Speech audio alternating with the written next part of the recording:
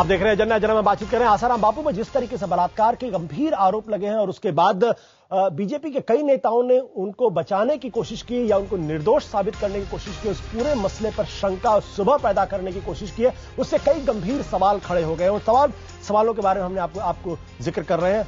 और हमारे साथ कैलाश विजयवर्गीय है जो मध्य प्रदेश में इंडस्ट्री मिनिस्टर है, वहां के वरिष्ठ नेता। हमारे साथ आचार्य प्रमोद कृष्णम है, साथ ही कविता कृष्ण जी हमारे साथ हैं और हमारे साथ है मुकेश नायक जो मध्य प्रदेश कांग्रेस के प्रवक्ता हैं। हमने कोशिश की थी इस पूरे मसले पर आसाराम बापू जी का विपक्ष सामने आए, उनके प्रवक्ता को हमारे बीच में आना था, हमने उनसे हमारी बातचीत भी हुई थी, लेकिन फिलहाल हम अभी तक उनका इंतजार कर रहे हैं, वो यहां पर नहीं आए हैं। कैलाश विजयवर्गीय जी, आप बार बार उनको धर्माचार्य कह रहे हैं। मेरा सवाल इस बात को लेकर है कि हम उनको धर्माचार्य क्यों कहते हैं, जिनकी मैंने आपको अभी निर्भया के मामले में उनका वक्तव्य पढ़ के सुनाया था जिसमें पूरे देश में गंभीर प्रतिक्रिया हुई थी। उसी संदर्भ में उन्होंने एक और टिप्पणी की थी, अगर वो पीड़ित लड़की दीक्षा ली होती तो 6 दुराचारी में से 2-4 उसके पक्ष में हो जाते। जो दुराचारी थे उनमें से किसी एक ने भी दीक्षा ली होती तो 5 को दुराचार से रोक लिया गया होता। यानी कहीं ना कहीं वो उसी लड़की को दोष देते हुए नजर आते हैं कि ताली एक हाथ से नहीं बजती है। ये जो पूरी मानसिकता है, और दुर्भाग्य की बात यह, माफ करिएगा, कहीं ना कहीं मुझे आपकी बातों से भी यह ध्वनि मिलती है कि आप भी उसी दिशा में उसी ओर इशारा कर रहे हैं। तो ये क्यों है, ऐसा क्यों है? क्या आपको नहीं लगता 16 दिसंबर के बाद बापू आसाराम बापू ने गलती की थी? इस तरह का बयान नहीं देना चाहिए था उनको?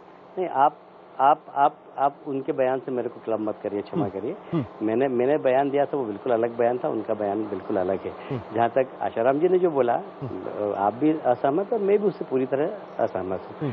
जहां तक समाज के अंदर इस प्रकार की घटना होती है, हम इससे इनकार नहीं करते हैं, हो भी सकती है, ये बात सत्य भी हो, पर कम से कम इन्वेस्टिगेशन हो जाए, उसके बाद हम किसी को कटघरे में खड़े तो ज्यादा अच्छा होगा। और इसलिए क्योंकि संत आसाराम जी बड़े संत हैं, उनके फॉलोअर्स हैं, उनके प्रति लोगों की श्रद्धा बहुत है, और इस प्रकार के आरोप उनकी छवि खराब करने के लिए भी लग सकते हैं कि शंका भी होती है। इसलिए एकदम हम किसी को भी एक घटना के कारण दोषी करार दे दें, ये मेरा ख्याल है उनके साथ जाती है। बट कैलाश विजयवर्गीय जी, आप बार बार वो कह रहे हैं कि इन्वेस्टिगेशन हो जाए। निर्भया के मामले में, 16 अक्टूबर के मामले में उन बेचारे बच्चों को तो फौरन ही सब लोग बलात्कारी कह दिया। तो 1-2 मानदंड नहीं हो सकते ना? अगर उन लड़कों ने बलात्कार किया था, उनको बलात्कारी पहले दिन से कह रहे थे, तो आसाराम बापू पर गंभीर आरोप लगेंगे तो लोग यही कहेंगे। तो इसका मतलब था कि 16 अक्टूबर की घटना को पूरा अंत तक इंतजार किया जाता और उसके बाद हम उनके पर दोष मढ़ते। तो 2 मानदंड कैसे? कानून की नजर में सब बराबर है। अपनी बात आप सिद्ध करने के लिए इस बात को कह रहे हैं, दोनों घटनाक्रम बिल्कुल अलग अलग है। बिल्कुल कैसे है? बलात्कार के गंभीर आरोप दोनों पर लग रहे हैं, बहुत अलग है। सिर्फ धर्माचार्य है इसलिए उनको संदेह का लाभ दे? नहीं, ऐसा नहीं है। धर्माचार्य है, उम्र भी आप देखेंगे। नहीं, उम्र से क्या लेना देना? समाज के अंदर उम्र से क्या लेना देना? मैं कुछ कहना चाहूंगी। समाज में उनका स्टेटस भी है। इसका मतलब कानून की नजर में जिसकी उम्र ज्यादा है, जो धर्माचार्य है, उनके लिए कानून अलग है, और जो गरीब है, जो अनपढ़ गंवार है, वो उनके लिए कानून बिल्कुल अलग है। फिर आप इंडस्ट्री मिनिस्टर हैं, क्या आप कानून सबके लिए बराबर?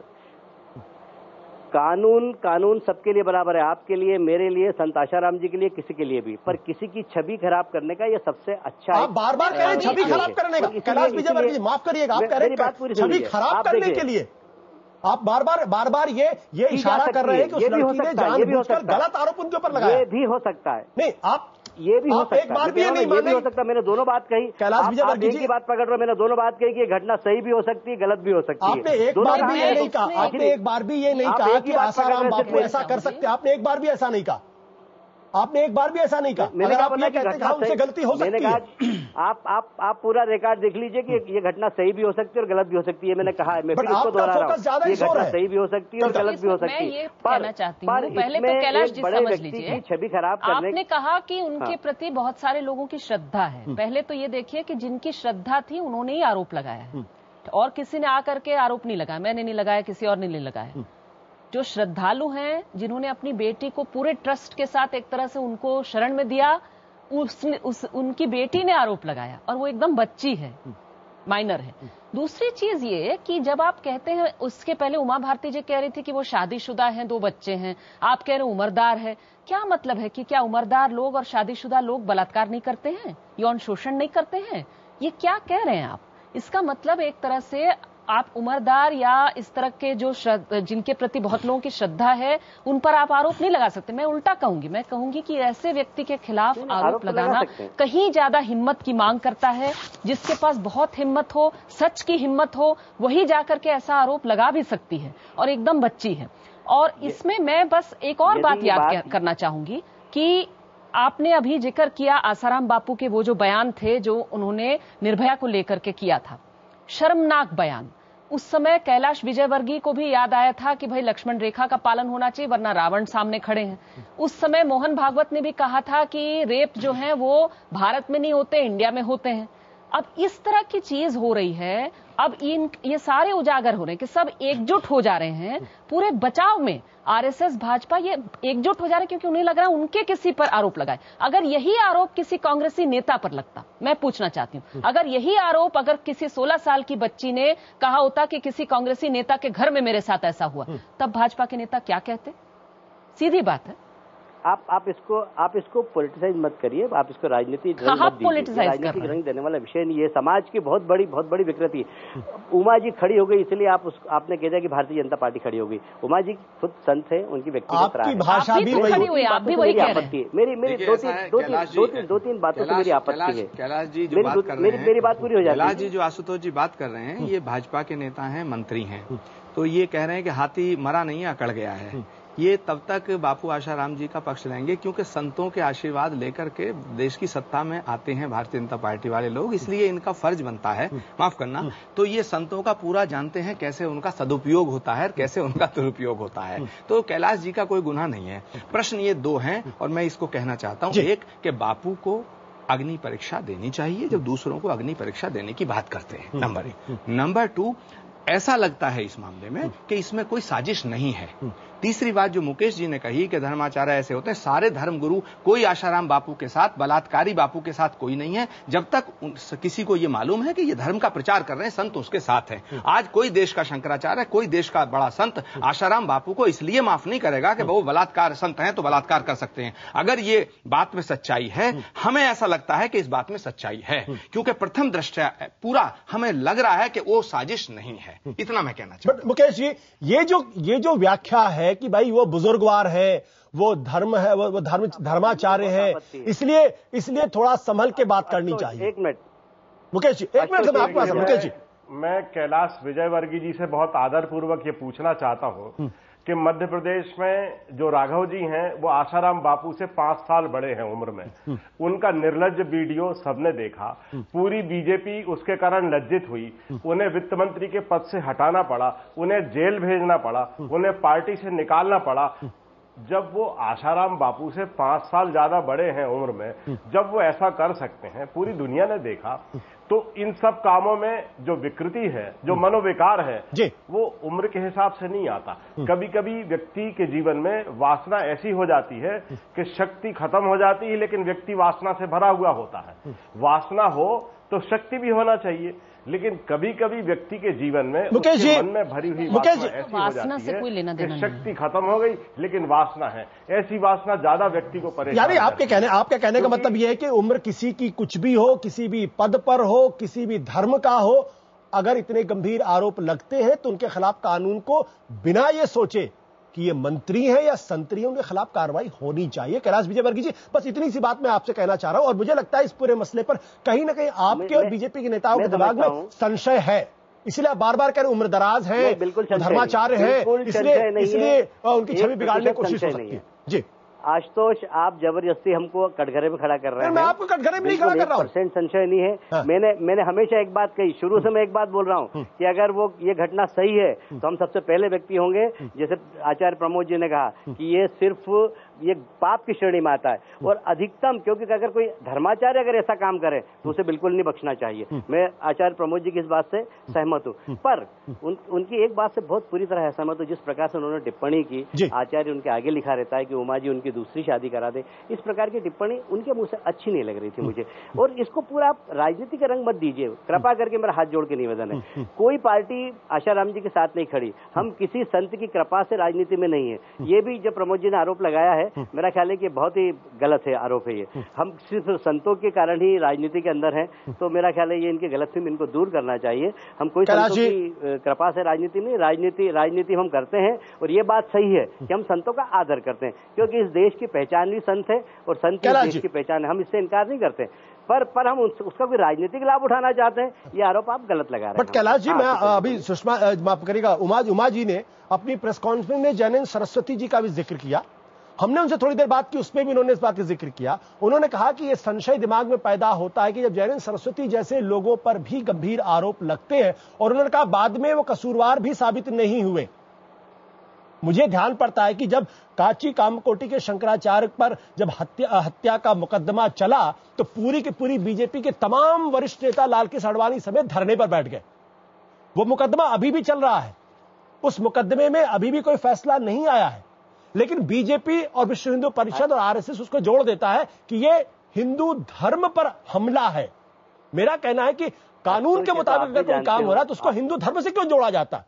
आज उमा जी उसको हिंदू धर्म से जोड़ रही है, जैनेन्द्र सरस्वती के मसले में हिंदू धर्म से जोड़ देती हैं। ये कौन सी बात है? कानून को काम करना चाहिए, यही मैं आपसे सवाल कर रहा हूं। जानते हैं, सब जानते हैं, ये तो सब जानते हैं और आप भी जानते हो। भले आप अपनी बात सिद्ध करने के लिए इस बात को गलत दिशा दे रहे हो, पर जयंत सरस्वती राजनीति षड्यंत्र के शिकार हुए थे, ये सारा देश जानता है। बट कैलाश विजय आरोप लगे हैं, मैं आपसे छोटा सवाल कर लूं, कारणों से लगे। मैं आपसे छोटा सवाल करूं, आप भी जानते हैं इस बात को। आप अपनी बात सिद्ध करने के लिए भले आप अपनी बात सवाल कर लूं ना, मैं आपसे छोटा सवाल कर लूं ना। किसने ये आरोप लगाया था? जयललिता ने आरोप लगाया था। किसने उनको जेल भेजा? जयललिता ने जेल भेजा। जयललिता कौन है? नरेंद्र मोदी की दोस्त है, बीजेपी की आज के जमाने में समर्थक है। मुकदमा अभी भी अदालत के अंदर चल रहा है। एक मिनट सर, एक मिनट। हम ये फतवा तब दे, ये बात तब करें जब अदालत उनको बेकसूर साबित कर दे। अदालत ने बेकसूर साबित नहीं किया उनको। और जयललिता जो आपकी होने वाली सहयोगी और दोस्त है बीजेपी की, उन्होंने उनको जेल भेजा था, किसी कांग्रेसी ने नहीं भेजा था। कोई भी भेजे जी, मैं वो बात नहीं कहता हूं। मैं दूसरा उदाहरण आपको बता दूं। पंजाब के अंदर सच्चा डेरा वालों के ऊपर आरोप लगा। अब ये आरोप, ये राजनीति जो चल रही है संतों के खिलाफ, इसलिए इस प्रकार की बहस हो रही है कि संतों को, संतों के खिलाफ, वही मैं कह रहा हूँ कि संतों के खिलाफ कहीं ना कहीं, अब जैसे पंजाब के अंदर सच्चा डेरा वाले बाबा के ऊपर संतों की इज्जत करता है, तो ये देश संतों की इज्जत करता है, लेकिन संत और संतों के अलग मानदंड भी रखता है। वो संतों से उम्मीद नहीं करता कि इस तरीके के काम कर, जब करता है तो यहाँ के देश के लोग नाराज और आक्रोशित, गुस्से में हो जाते हैं। संतों से खास तरीके की मर्यादा की उम्मीद की जाती है। जब उनके वीडियो सामने आते हैं तो वो नाराज होता है। देखिए, संतों से मर्यादा की नहीं, सबसे मर्यादा की उम्मीद रखते हैं हम। तो सिर्फ संतों की जवाबदारी नहीं मर्यादा मेरा ना, आपकी और हमारी भी सबसे उम्मीद यही रखते हैं कि हम लोग मर्यादा में बात करें। पर जहां तक संत आशाराम जी का सवाल है, ये जो पूरा विषय निकला है, हम सब न्यायाधीश नहीं है यहाँ पर। हम सीधे, कविता जी ने निर्णय कर दिया कि उनको बिल्कुल पकड़ लेना चाहिए, प्रमोद जी ने कहा कि उनको ऐसा कानून है, ये तो कानून है। ये तो आप गजब बात कह रहे हैं। इसके लिए किसी जज की जरूरत नहीं है। जब मजिस्ट्रेट के सामने बयान दर्ज हो चुकी है, इन्वेस्टिगेशन की तो गिरफ्तारी हर मामले में होती है, इनकी क्यों नहीं होनी चाहिए? आप कह रहे हैं कि उनके लिए अलग कानून होना चाहिए, उनके लिए अलग मापदंड होने चाहिए। मैंने कहा बोला। और मैं यहाँ एक छोटी बात के कार्यक्रम में, क्योंकि एक बात बार बार आई, तो मैं कहना चाहती हूँ इस बात को कि देखिए, महिलाओं को जब भी कोई आरोप लगाती है, जब भी कोई पीड़िता होती है इस तरह की घटना की, उसको कटघरे में खड़ा कर दिया जाता है। सीता के साथ जो अग्नि परीक्षा होती है वो हर महिला को देनी पड़ती है, जब वो खुद कंप्लेनेंट होती है, खुद उसके साथ बुरा बीता होता है। लेकिन मैं इसलिए कहती हूं कि आसाराम बापू के लिए हम किसी इस तरह के नैतिक अग्नि परीक्षा की बात ही नहीं कर रहे। हम कह रहे हैं जो कानून सबके लिए बनाए वो कानून इनके लिए भी लागू करिए। हम किसी भी तरह से आपको सूली पे चढ़ाना, अग्नि परीक्षा कराना, इसकी बात ही नहीं कर रहे।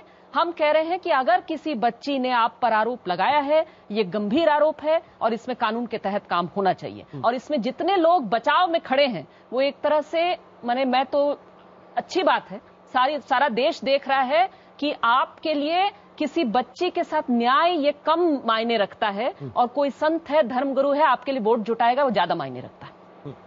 मुकेश जी, आपको जोड़ना चाह रहे हैं? आपका सोच हो सकता है मुकेश जी। देखिए, मैं ये कहना चाहता हूं जी कि बार बार कांग्रेस पार्टी के लोगों से ये कहा जाता है जैसे कि हम भारतीय संस्कृति, परंपरा और संतों के खिलाफ हैं। ये बात मैं बिल्कुल स्पष्ट कर देना चाहता हूं कि हम संतों का आदर करते हैं, उनके पवित्र मार्गदर्शन में चलना चाहते हैं, उनकी छत्र छाया में पल्लवित होना चाहते हैं और उनके मार्ग निर्देशन पर चलना चाहते हैं।